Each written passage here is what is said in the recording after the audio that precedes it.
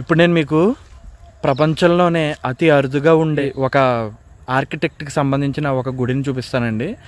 ఈ గుడి అంత గొప్పగా ఉండకపోవచ్చు, కానీ ఆయన గొప్పతనమే వేరు.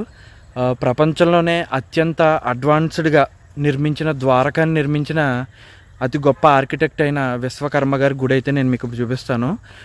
అదేవిధంగా ఆయన పక్కనే గాయత్రీదేవి అమ్మవారు కూడా ఉంటారండి. వీళ్ళిద్దరికీ కలిపి ఒక గుడి కట్టడం జరిగింది. ఇప్పుడు నేను మీకు అది చూపిస్తాను, ఒకసారి చూడండి.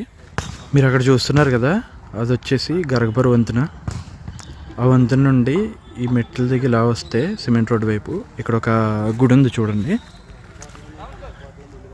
చూసారా, ఇందులో ఉన్న ఇద్దరు దేవుళ్ళు ఉన్నారు. చూపిస్తాను చూడండి మీకు. ఇదిగోండి, ఈయన వచ్చేసి విశ్వకర్మ అనమాట, ఈవిడ గాయత్రీదేవి.